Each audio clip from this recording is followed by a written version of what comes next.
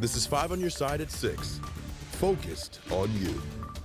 And we begin at 6 with breaking news. A fire at a shooting range in Wentzville.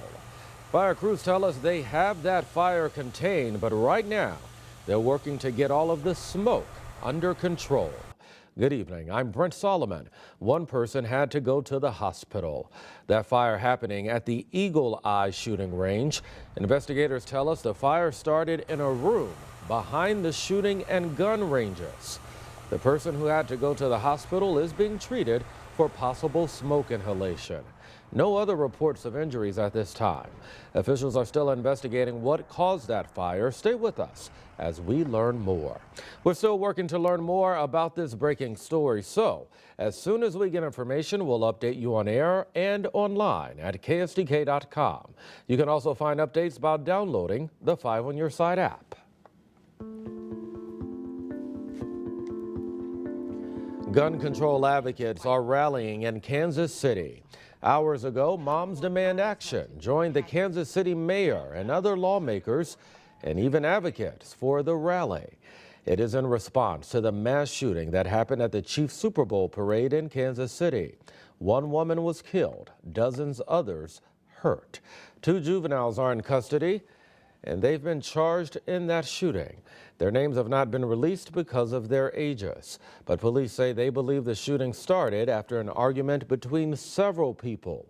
We spoke with a gun violence expert who says gun violence between young people often is about personal measures.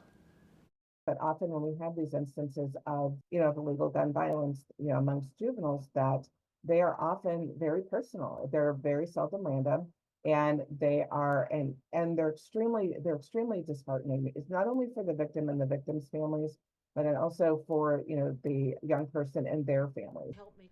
Advocates say their work continues because right now the state has no age restrictions on gun use or possession. Some confusion today at the St. Louis Galleria. Richmond Heights police say they received multiple calls for shots fired. But after they got there, they learned the shots were mistaken for a group of pro-Palestinian protesters who were banging on drums. The mall is reopened. Well, the man accused in the deadly crash downtown that killed a mother and daughter is now out on bond. 22-year-old Monty Henderson was released yesterday. He's now charged with manslaughter.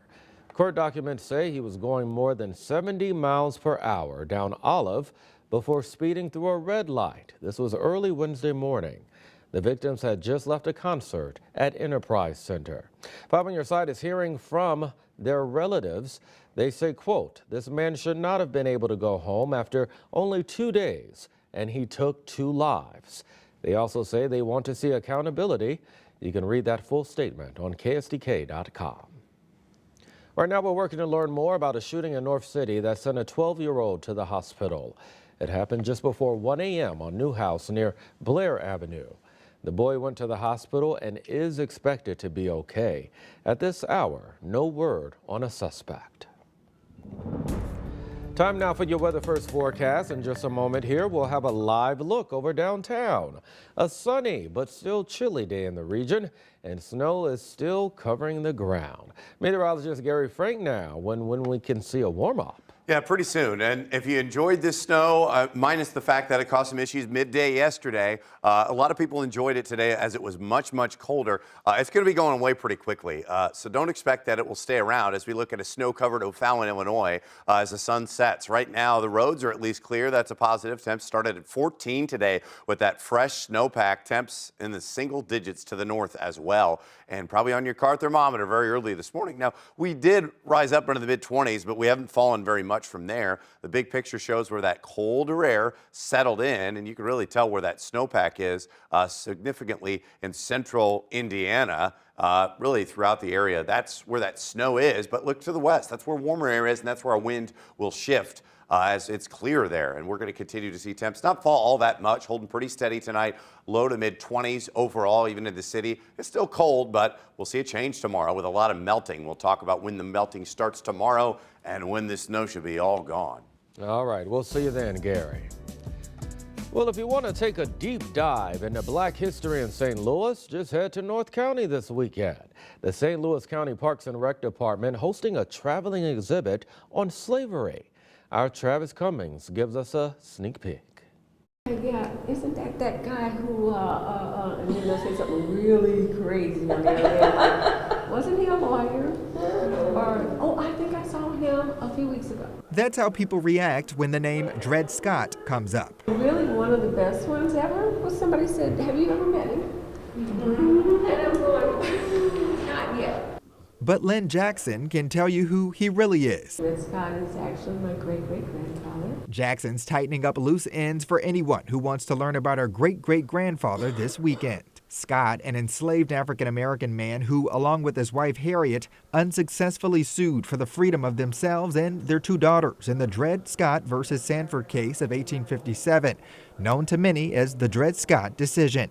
That decision heavily influenced the nomination of Abraham Lincoln to the Republican Party and his second election, which in turn led to the South's secession from the Union and the Civil War. After the Supreme Court's decision, Scott's former master's sons purchased Scott and his wife and set them free. Scott died 9 months later. 13th Amendment ended slavery. 14th gave citizenship to all who were born in the United States, including ex-slaves. And the 15th gave the black man the right to vote. Through her voice and old artifacts, Jackson's informing people at a fight for freedom. A two-day event at the North County Rec Complex featuring the exhibit Slavery in St. Louis. It's just to get the public to actually know more about, Black studies, Black history, and kind of the legacy of fighting for freedom that most people don't hear. Making sure St. Louisans never lose sight of the fight. Travis Cummings, 5 on your side. That exhibit is free. It will be open tomorrow from 12 until 5 p.m. And all month long, we're celebrating Black history here at 5 on your side. Next week, you can join us for our Black History Shaping St. Louis event at the History Museum. It's Thursday, February 22nd. The happy hour starts at 5 and a program that will begin at 6:30. Kelly Jackson and myself will moderate. That event is free. All you have to do is show up.